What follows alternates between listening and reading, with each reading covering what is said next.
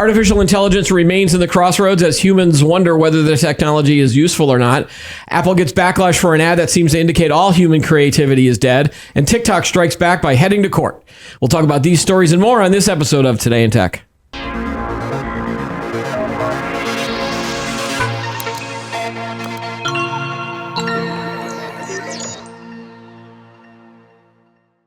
Hi, everybody. Welcome to Today in Tech. I'm Keith Shaw. The guy behind the monitors is Chris. Hello, Chris. Hey, how's it going?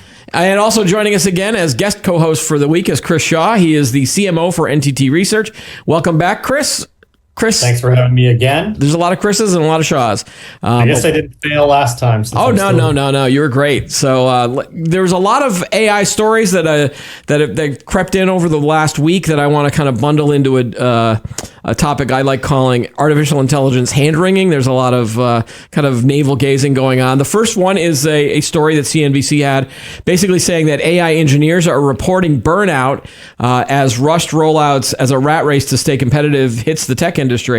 AI workers at other big tech companies, including Google and Microsoft, told CNBC about the pressure they are similarly under to roll out tools at breakneck speeds due to the internal fear of falling behind the competition in a technology that, according to NVIDIA CEO Jensen Huang, is having its iPhone moment. So the tech workers spoke to CNBC mostly on the condition that they remain unnamed because they weren't authorized to speak to the media. The experiences they shared illustrate a broader trend across the industry rather than a single company's approach to AI.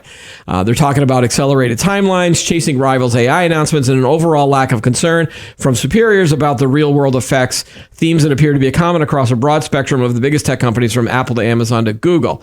This is a great story. Read through it because there's a lot of great details in this story if you're interested. But this is something we've seen that I've wondered myself from the end user perspective of, as more and more companies do rollouts, they're like, hey, do this, try this, try this, try this, try this. And then as a user, I'm like, I don't have time to try it all. So I'm ignoring a lot of the noise that sometimes comes out. And I'm wondering if you're seeing the same thing from where you are, Chris, as well as maybe the Silicon Valley. Do you get a sense that there is this burnout or that companies are rushing a lot of their tools to market?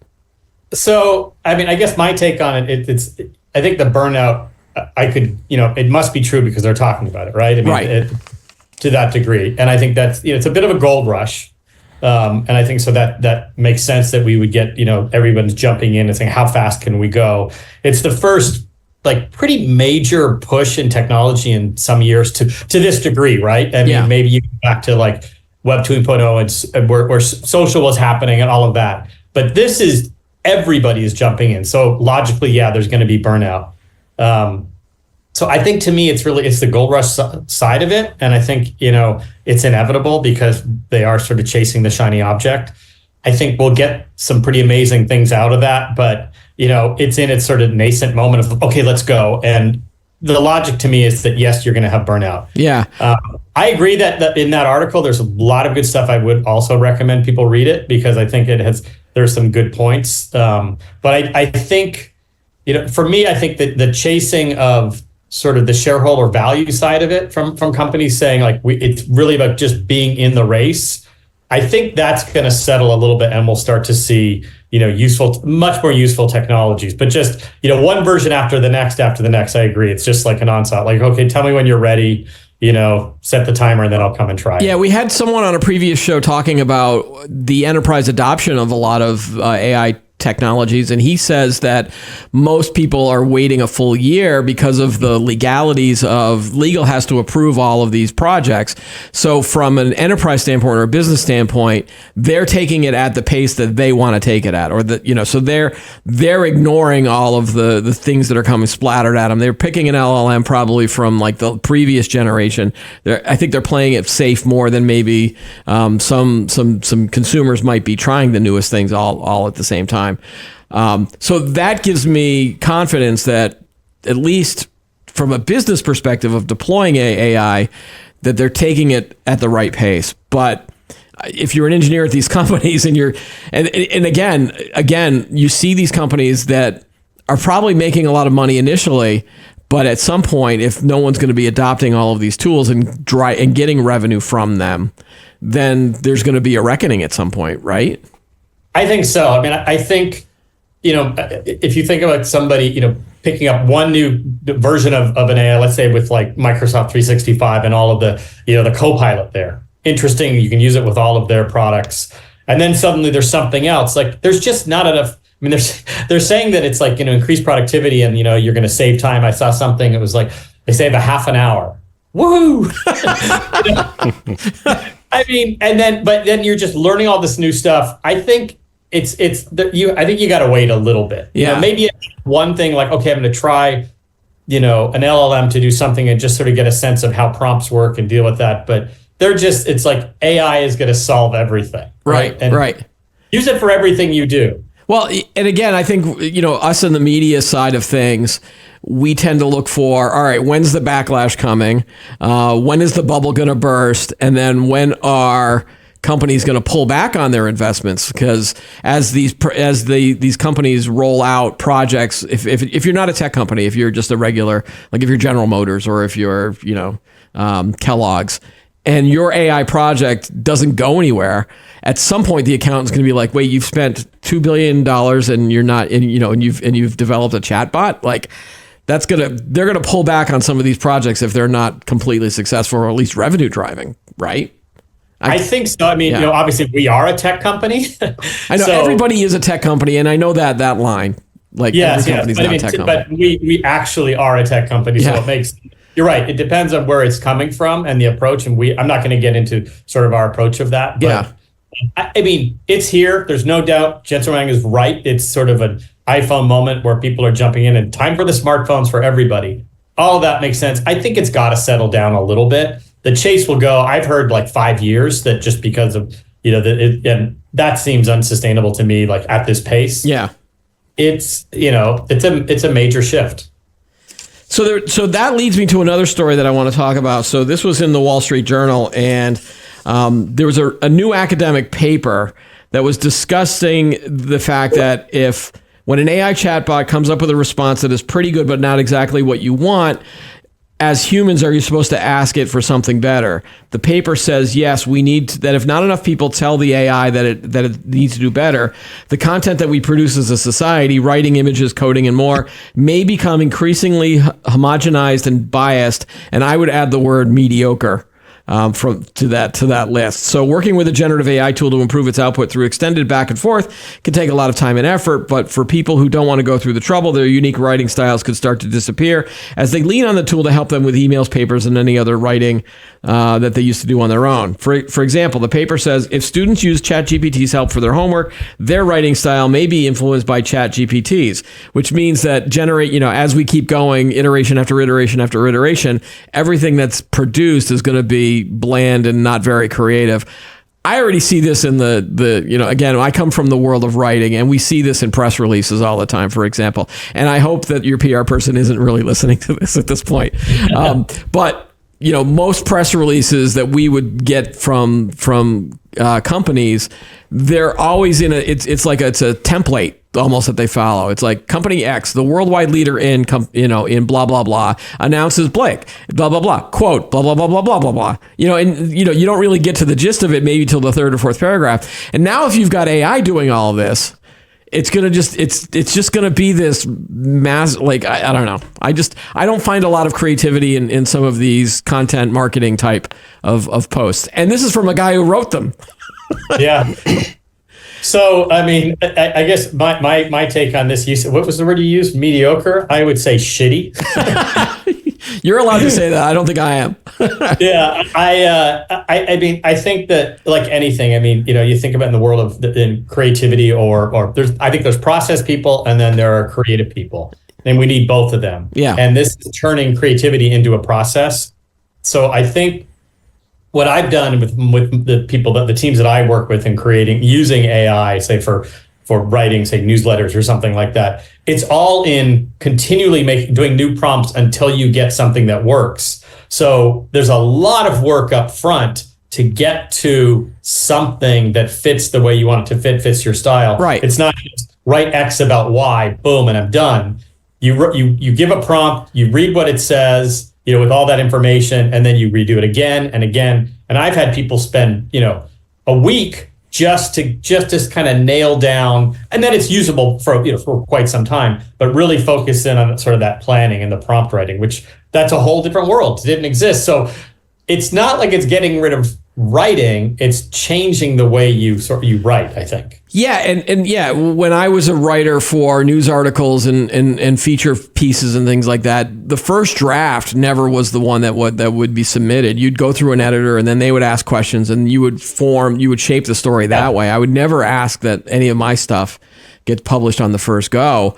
But we're seeing this with images too. I'm finding like I'm using ChatGPT, and all of the images that I'm trying to create start to look the same. And that's what bothers me too, is that unless I go back and forth and was like, change this to this, or go this style versus that style. If I just do a generic, like, hey, show me a dog riding a horse, every time it would look like the same dog and the same horse. And there's not a lot of creativity that you get from the GPT, unless you do a long prompt or specifically ask it to change. And that's what I'm afraid of in terms of the output is going to be so much, it's going to look all the same at some point. And even I agree. It looks all the same now. I mean, the visuals were as it's gotten better. It's still now. Like I remember the days when you would get these crazy ass images because the AI was like, well, I have no idea what a cat looks like, and so you just get this blob, and that was kind of funny. But then now every cat looks the same. Like they don't even have a variety of different cats unless you tell it, oh, make this one a Siamese cat or make this one a calico cat, et cetera, et cetera. Yeah, so just real quick, that's where it comes back to writing, right? So I was talking to someone the other day, just graduated from UCLA, studied English and writing, and sort of wondering what to do. And I brought up this sort of idea of like, don't laugh, but I said to him, don't laugh, but the idea of prompt writing, I mean, because having the skill to be able to write well and define what needs to happen as a writer and an editor, that's going to be pretty specialized, or else everything is going to look the same. So suddenly you have the ability to be creating something using the AI, but it's really you inputting it and then getting it to just go a little bit faster and putting out what you want to see. Yeah, I think there's going to be something exciting happening. Do you think we're kind of in a world now where it's the magic of the speed of the creation is what's distracting us from the output?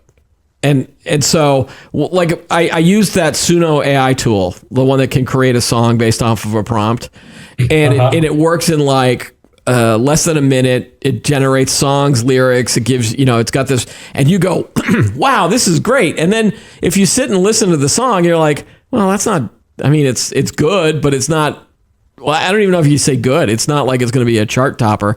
I don't think Taylor Swift and the other artists that are out there really have to worry about it, because you just get a bland song or a bland poem, that kind of thing. Maybe I'm just not working hard enough to try to make something good. I mean, again, but that goes back to, you have to keep working at it, right? So all you're doing is using, your inputs to try to get to an output. So the first output is kind of bland. You try again. I don't see that. I mean, I know people who compose on a computer, right? They can play piano, they can do everything, but they'll sit on a computer and compose, and then they'll bring the real instruments in later. And they're composing with the keyboard, right? Not a piano keyboard, the actual, the QWERTY. So I think it's the same thing. It still takes that input, and if the input is not good, and then you don't edit it, it's going to be horrible. Yeah. That leads us to the next story I want to talk about, which is the creativity angle of this. This was Apple announced its iPads this week, and it's the thinnest iPad Pro, specs, great, fastest, best thing ever, But the ad that they used or created to kind of sponsor, to highlight this thing was this hydraulic press, and they showed all sorts of different physical objects, like a record player, a trumpet here we're seeing, a video game, and it's all being crushed by a hydraulic press. And I think it's to Sonny and Cher song, something about, I can't remember the name of the song, but it's like, All I Ever Need Is You. And, there's a statue that's being crushed, Angry Birds statue, all this physical objects. And so the point Apple was trying to make was all of this stuff you can do with our new iPad. And it's awesome. But there's been a backlash from creative types out there that's saying that basically that Apple is now being like this soul crushing machine that is kind of, hindering creativity. And in the midst of all of this kind of AI stuff where we're talking about it, it just feels like this is really bad timing from this company. Especially this is the company that brought us the 1984 ad 40 years ago. So yeah, it's sort of 1984 looks like 2024 or something. Yeah, and so, did you have the same reaction when you saw this or when you read about the backlash? Because I'm kind of on the fence. On the one hand, I see what Apple's trying to do, but they just didn't execute it right, and I can understand why other people are upset about this particular ad. So I saw the backlash, and so I looked at it. Yeah, my reaction was it was lazy. To be honest with you, it was just a really lazy spot. So they took an idea that you see, these hydraulic press videos have been around for years, right? Yeah. Slow thing of something, and it's fascinating to look at. We've all seen that, and individually, each one of those things in there could have made sense. I think what they're trying to say is everything that you can do, all this stuff that you do with these things, and it all kind of goes into the iPad. They just mix it up. They're like, oh, we're going to show a cool technique that people love to watch on YouTube. It's going to be really great. What's all the stuff that you can do with the iPad? But we're not but it says we're destroying it, right? Right. We're not bringing it in. So it's just a bad execution of kind of a bad idea. Like what if right? what if they just took like a giant lobster pot, but not on the stove? And you just started taking all of this stuff and putting it in. And then at the end, you pull out the iPad, and that's the same kind of concept. Like, here's all of the stuff that we put into this that you can then do with this one device. I mean, that's probably not a great idea either. That's a bad idea, but I get what you're kind of getting at. And those kinds of things have been done before. All this stuff goes in, right? Yeah. And I think that they thought this is a different way of saying it, but it's not saying that. It's just saying we're destroying all the stuff. It's not saying it's going in. Yeah. And I think that's the backlash of like we're saying, this sort of analog, human, heartfelt world of creativity where it's gone and we're destroying it. Right. And so that's why I think, and again, you said tied into the AI world right now where there's this worry about is AI going to take over and make everything mediocre? Now it's like, oh, all of the stuff that we use to create is useless. So I think that's why. But beyond the creativity side of it and people getting mad at Apple for that, it was just a bad execution. Yeah. Yeah, it really was. Yeah, Chris, you're a video guy. Like, were you offended by this, or is it just more? I don't even say offended because, like, guys, it's just an ad.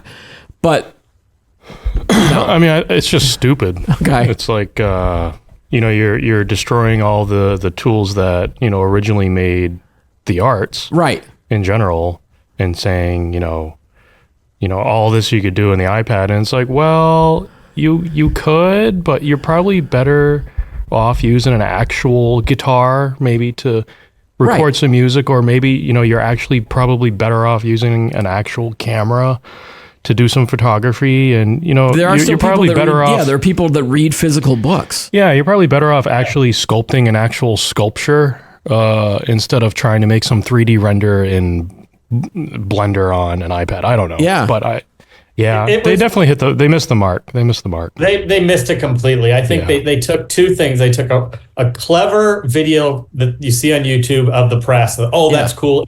Yeah. And they thought about how they're going to shoot it. So it looked really interesting. Yeah. It just had nothing to do with what they're trying to say. Exactly. We inferred that because we said, we know they mean all this stuff goes in, but that's not what the ad said. So it was they just missed it. That's all. Yeah. Bad execution of a mediocre idea. When I read a lot of the stories, there were comments about, you guys are just being triggered or so there was a split between like that, there were the Apple ad defenders, or at least the Apple defenders. I'm going to kind of put them into that camp. And so, Chris, you were pointing out before the show that the video itself, it's split on the, thumbs up, thumbs down. It's basically the same number, 15,000 up, 15,000 down, right?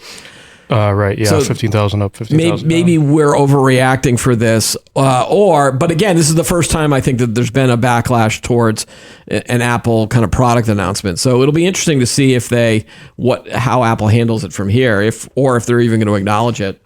If you see the ads on TV, then they're just going to be like, well, we're ignoring that backlash.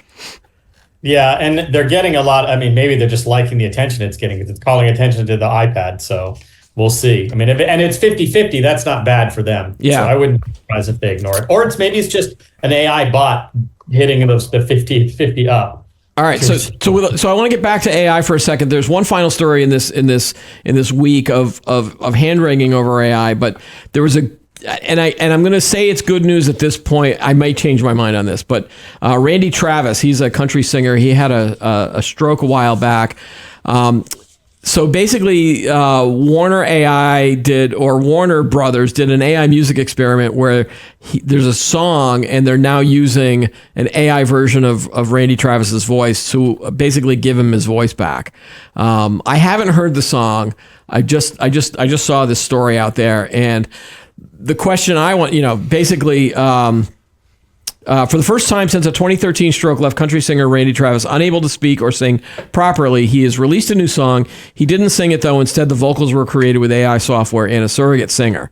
The song is called Where That Came From, is every bit the kind of folksy, sentimental tune that Travis, is known for. So I have not listened to the song, but what are your thoughts around using AI to do things like this? At least, Randy Travis is still alive, so they're not trying to recreate him if he had passed away. That's a whole different issue. But what do you think about it? I have a pretty strong point in this. I think it's great. And so I go back to somebody like, again, and specifically in the Randy Travis case, right? And then I'll go back to Roger Ebert when he had the throat surgery and everything, and they started doing things where they were taking old, sound bites from him, and he could type it in so he could talk, and it sounded awful. It was his voice, but it was like. So I imagine if in this case where a singer or somebody has lost their voice, but but we have all of these recordings and we can bring that in, they can still write, and we can still say it's their voice recreated. I think that's legit. Giving someone their voice back. He's still writing the songs. It's not like if he's dead, that's a different story because then it's not him writing it. It's not him doing it. That's right. That giving someone their voice back or, having, let's say it's something like you have a disease like ALS or something and you can't move and giving the ability to participate in something again. Those are wonderful things. So I think it's great. And I am curious to hear the song. I'm not necessarily a Randy Travis fan or not a fan. I don't know much. I know of him, but I don't know his music well. The only thing I know really about Randy Travis is that he looks like a friend of mine from high school. Like he looks exactly like my friend Rich from high school. And so when he came and became popular, Rich became actually popular, like amongst a certain group of people. There's another example I think that we're going to experience too. It's the voice actors on The Simpsons. They've been doing this show for 30 years. You can tell that, Julie Kavner's voice who does Marge, has been slowly deteriorating as she's gotten older. And I think they're now saying, the guy who does Mr. Burns, I think is Harry Shearer. He's starting to sound older. And most people assume that if they want to keep that show going, after the actors pass away, they could use, I don't know if it's going to be in their contracts or the estates or whatever. But in theory, you could just replace their voices with AI and you can have, The Simpsons forever. That'd be a horrible. I kind of like that. You like it, but other Chris doesn't like it. Yeah, I don't know. Well, because it doesn't open up opportunities for, new actors to come in. And so you'd be okay with if they just replace them with someone who sounds like him? Yeah, or someone similar, because, if you're just going to, use AI to continue, the voice of the original actor after he passes, then you're just replacing a job. Yeah, and then you're never going to get anything new because they'll just use the technology of the, I'm actually glad that this technology wasn't around when Mel Blanc died, for example, from, the guy that did Bugs Bunny and the Looney Tunes stuff. Yeah. You do have people there are actors out there that sound like him. You don't get rid of Bugs Bunny. You still have Bugs Bunny cartoons, and he sort of sounds like the original Mel Blanc. I think they do the same thing with Kermit the Frog. I know way too much about cartoons and kids stuff. So my point of view is very specific to The Simpsons, right? Yeah. Because it's tracking that The Simpsons has been feels like longer than I've been alive, which is not true, but it's a long, long time. And so the idea of it just continuing forever just makes me laugh. Like it makes sense for The Simpsons. I don't like the idea of using AI to say to just keep actors ongoing. Yeah. I think a voiceover is a little bit different because it's, someone's writing it, it's an animated character. But I think it would have to be something like some kind of a contract where, okay, if they're going to use it, there's some kind of payment, intellectual property rights going to the family or the estate of that person. I agree in terms of the job. I don't know if you're going to take some jobs away at The Simpsons, but I think I just think The Simpsons going on for another 100 years cracks me up. Yeah. They've had well, yeah. I just wish the writing would get better because I think I stopped after season 15, so half of the show, unless there's a specific episode, I stopped watching a while ago. But you could say the same thing about other animated series that have been going on for a long time. I mean, Family Guy, same thing. Like what's Seth MacFarlane going to do at some point? Is he going to license his voice out? So yeah, some interesting topics there. All right, let's switch. All right, we're done with AI. Let's talk about TikTok. So this week they filed a federal lawsuit challenging the constitutionality of a new law that requires a sale or ban of the popular social media app, setting up a court showdown over national security and free speech in the age of global information wars. The suit, which filed directly with the Federal Appeals Court in Washington, D.C., seeks a court order preventing the U.S. from enforcing the bipartisan law signed by President Biden last month. The measure bans TikTok in the U.S. unless its parent company, Beijing-based ByteDance, divests itself of the platform by mid-January. ByteDance said it can't and won't sell its U.S. operations by the deadline, which basically leaves litigation as its best hope to stay in the U.S. market. The lawsuit accuses the government of trampling on TikTok's First Amendment rights, which we all expected, as well as the free speech rights of millions of Americans under the banner of national security. Now, national security officials and federal lawmakers watched its growth with alarm. Supporters of the law say TikTok offers a foreign adversary a potent tool to spy on Americans and manipulate public opinion through its algorithms. Forcing TikTok to cut ties with China is the only effective way to deal with the security risks, they say. Now, I come at this from the First Amendment side of thing. I'm a journalist. We sort of like the First Amendment a lot, or we're supposed to at least. I was convinced that that they could win on the First Amendment. However, a lot of lawyers are saying that this national security angle allows the government to kind of supersede the First Amendment. And a lot of articles I'm saying, like, they're saying that TikTok has about a 30% chance of victory, which to me sounds really low. So from a legal standpoint, I think as this goes to court, the government will have to show proof that this is a national security risk, right? And they've said it, but they haven't necessarily shown the evidence yet, right?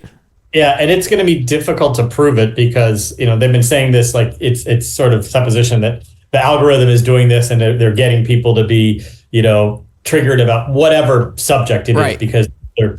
And I think, you could, in any social media algorithm, you could argue either side of that, right? So I think it's going to be tough to prove. I think, and I agree with the sort of the free speech side of it, the First Amendment, from the standpoint of the users. But I also see from the standpoint of like, it is a foreign company. We have laws about broadcasters from other foreign countries that can't be here. I think it's going to be interesting because when it's done, if it's based on it being a foreign ownership, that's simple, right? Because we already do that.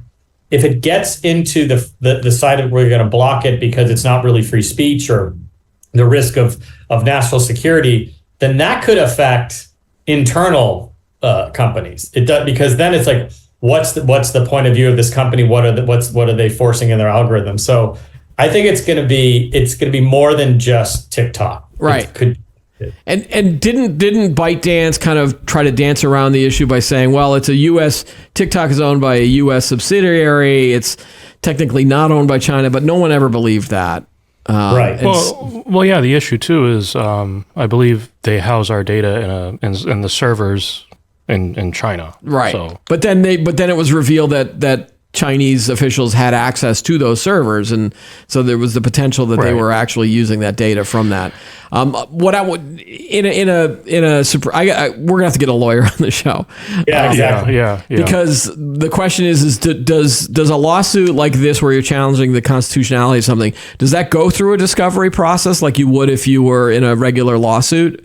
Because that could open up TikTok to like, hey, show us your emails or show us the algorithm, and then if that comes out, then who knows where this goes. Only here though. I mean, it's not they can't access anything else. So that's the other side of it. Like, they can say show us your show us your stuff, but if it's not housed here, we have no access to it outside of our right. So it kind of goes both ways, where it's like this is the problem, is that it's outside of the U.S. That's why we want to shut it down, and then if they say, okay, bring it to the U.S., then we can look at everything. So I think it's just, there's maybe some truth to it. I think there's a lot of overreaction. I think it's across the board with all social media and the algorithm, not just TikTok. This is just the easy one to go after. Yeah, well, I think you're going to see the same thing with that other social media lawsuit where they talk about the addiction part of it. And we've done a bunch of shows on that.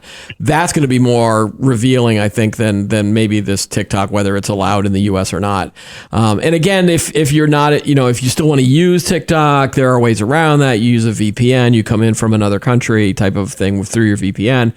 So, but I would just be like, just don't use TikTok at this point. Like, let the consumer decide whether or not they want to use it or not, if they have all that information. Like, because these other social media sites do basically the same thing. So, all right, but we'll continue to follow that. Another story I wanted to talk about was, this was a follow-up from something that we were talking about last week, Chris, where we were talking about Google having these record earnings. Everything was great. Oh, and by the same time, we also let go a lot of people.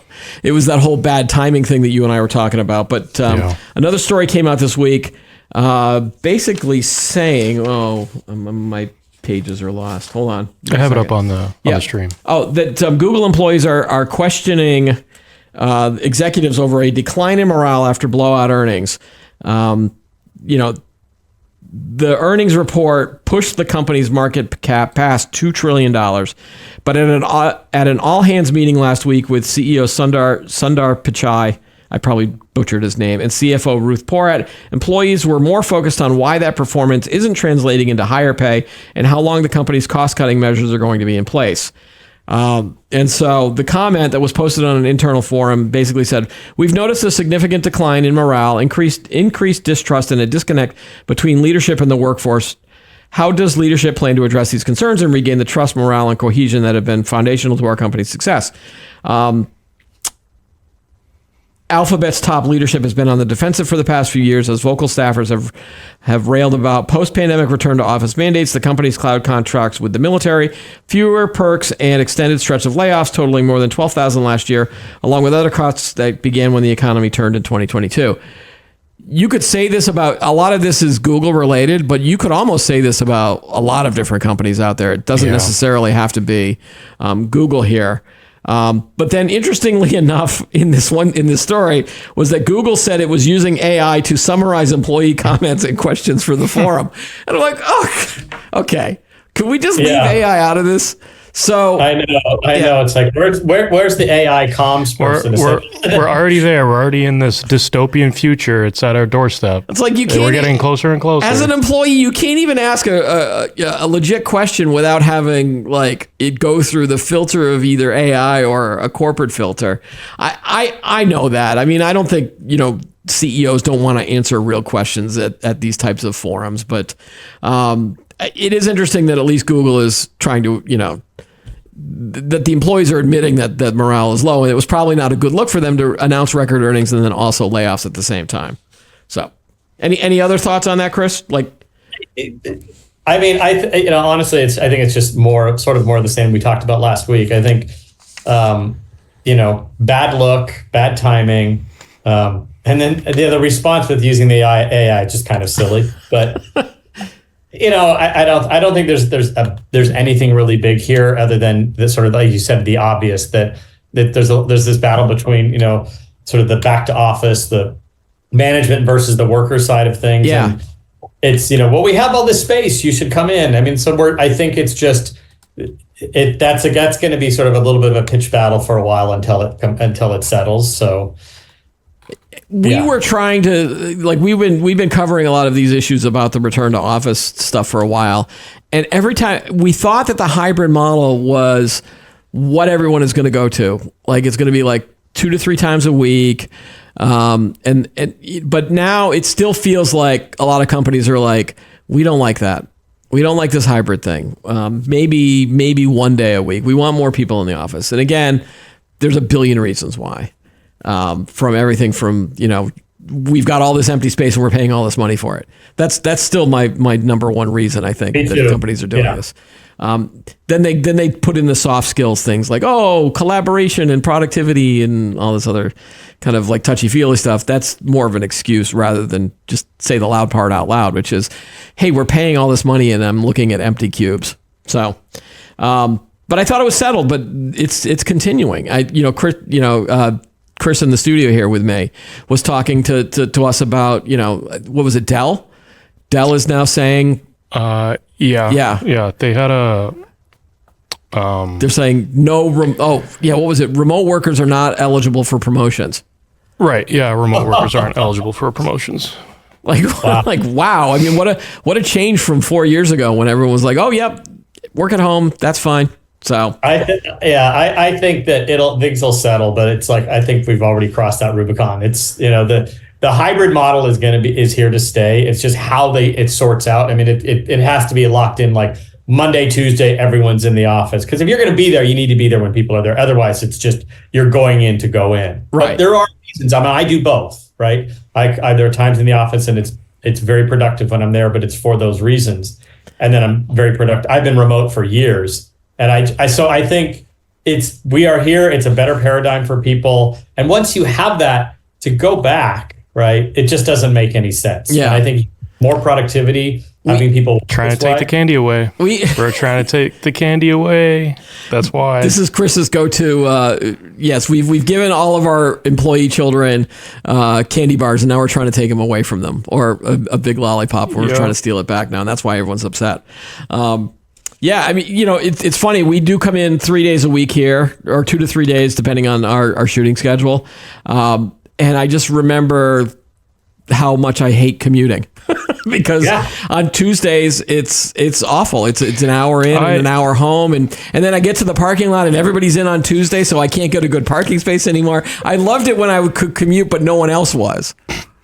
I would hate. Then there's a point, right? Why are you going in if no one's there? So right. Again, I think that back to the Google story. That's what we're talking about here. Yeah, there's the balance of sort of the balance of power between management and workers is shifting a little bit, and I think it just needs to sort of align a little bit better. And it comes down to, okay, you're doing productivity is up, record profits. Should the workers get a little more? And then, so they're asking about that. And then they're also saying, come in. So it is I think it's a control thing and a power thing. And mostly based on, like you said, just we're paying for all this space. Yeah. Yeah. All right. Chris, did you have anything else that you wanted out of there? Or?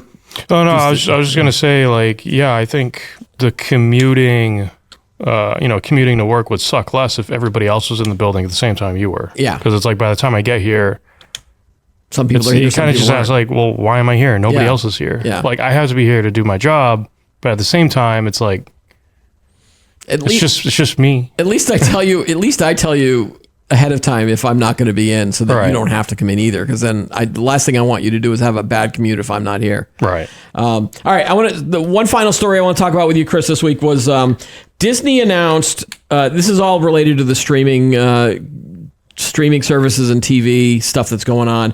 So Disney nearly turned a profit in its streaming units for the first time in the fiscal second quarter. They only lost $18 million. And that's weird that I would say that sentence. But and this was between Disney Plus, Hulu, and ESPN Plus, which is an improvement because last year in the same quarter, they lost $659 million.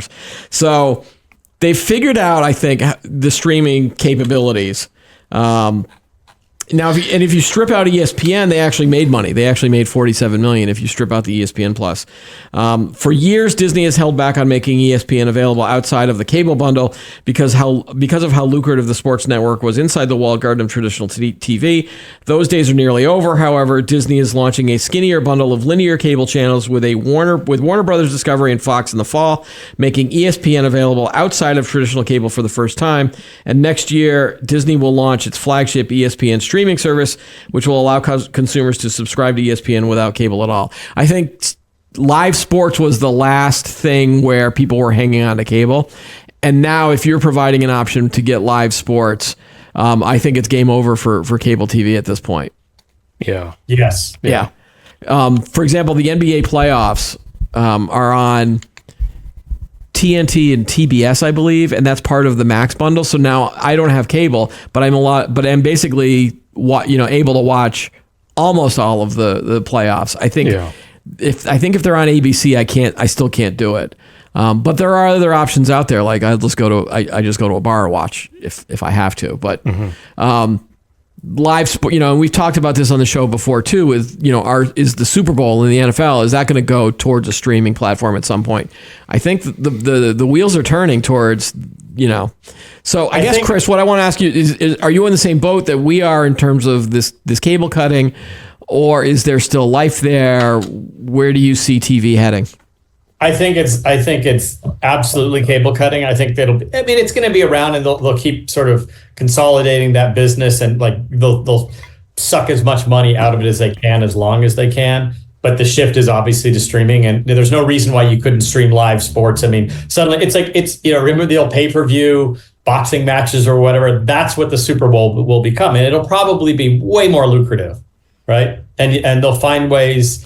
It's as long as they can get the advertiser dollars, say, for the commercials during the Super Bowl. But if they can offset that and make more, which I think they probably could. Well, that's why you saw a lot of the streamers introduce these not only they raise the rates on the ad-free plans, but then reduce the rates as long as you're willing to sit through a bunch of ads. And they're probably making more money off the ads plus the subscriber, even though it's less.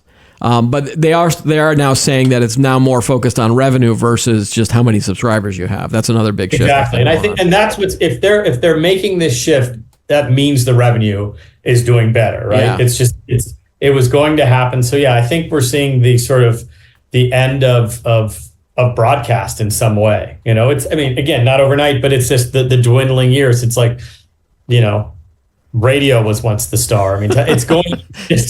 It's just sort of, it's going to happen. It does make it, if you think about though, it does make it accessible to only certain people, right? If, unless, because the ad-supported model is supposedly like the free model. So they may have to have that in some ways in streaming, like you were just saying, the little bit of it. Yeah. But if they can control and make more money and charge individually for sports programming, okay, you could you get the ESPN bundle, but that doesn't include the Super Bowl, let's say, or that doesn't include, the UEFA championships in Europe. Yeah. They'll just have all these little upsells. My big fear is that they're going to start leveling tiers and support that's going to cause so much confusion in the marketplace that people are just going to be like, listen, I don't know what tier I'm supposed to be on, and either go for the basics or they'll try to figure out other ways to watch what they need to watch. And so my fear is that they're going to, because even like this new announcement was like, Disney Plus, Hulu, and Max in a bundle that will become available in the summer. It's like no other additional details, but you might have different levels, and it's like, well, I don't know which one I'm going to pick. The other thing too that I've noticed in this article is they're not bringing up the other failures that they've had with their streaming services, with their Marvel property and their original Disney content on their streaming services. Well, but actually, Bob Iger came out and he said that they had to drastically shift their Marvel content and Disney content to now just 1 to 2 movies or shows a year, right? Instead of the previous strategy where it was 5, 6 different movies and TV shows a year. Well, that's under the Marvel property.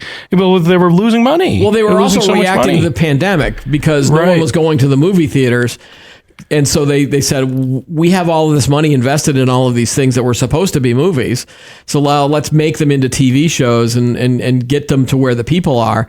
But then after the pandemic, people were like, well, I want to go back to the movies. And then they realized that they overspent and the content basically stunk. I'm just surprised they haven't mentioned it in their reporting. Oh, it was, this was a specific story about that. But right.